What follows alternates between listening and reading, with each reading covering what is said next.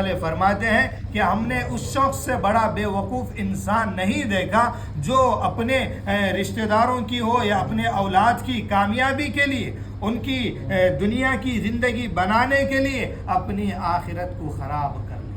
اس سے بڑا بے وقوف انسان کوئی نہیں۔ پوری زندگی مال تو جما لیے، پوری زندگی ہم نے تو اپنے اولادوں کو اچھی اچھی تعلیم دلائی، انہیں ہم نے ڈاکٹر بنایا یا انجینئر بنایا یا لائر بنایا، ہم نے سب کچھ کر لیا، لیکن ہم نے اپنے آخرت کے لیے کوئی ذخیرہ ہی نہیں بنایا۔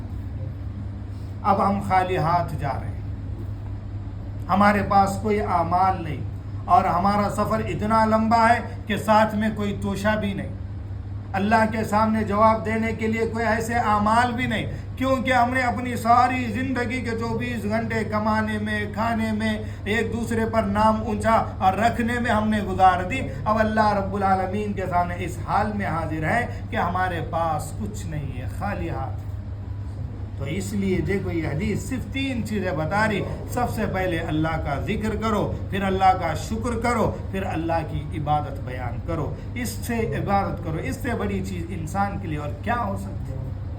کم سے کم 24 گھنٹے یا 10 گھنٹے 20 گھنٹے نہ صحیح، فرض نمازوں کے لیے ٹوٹل ملائیں گے تو گھنٹہ 1.5 گھنٹہ ہوگا، اتنا تو اللہ کو دو، اور قرآن مجید کی تلاوت کے لیے 1 گھنٹہ نکالو، اور روزے کا مہینہ ہے، اس مہینے میں بھی اگر ہم کمانے کے پیچھے لگ جائیں گے پھر اللہ یہ بولے گا کہ ہم نے تو سال میں 1 مہینہ تمہیں عبادت کے لیے آفر دیا، وہ 1 مہینہ بھی تم صحیح سے نہیں گزار سک رہے، آخر مسلمان ہو بھی تو کیسے؟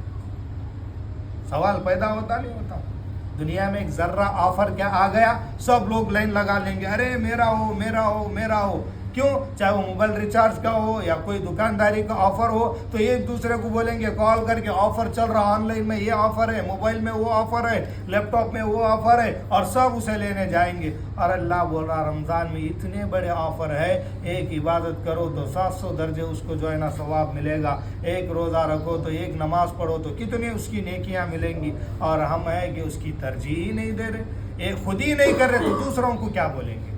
تو اس لیے اللہ سے یہ بات یاد رکھو، اللہ سے دعا کرتے رہو، اللہ رب العالمین ہمیں ان باتوں پر کہنے سننے سے زیادہ عمل کرنے کی توفیق عطا فرمائے، آمین یا رب العالمین۔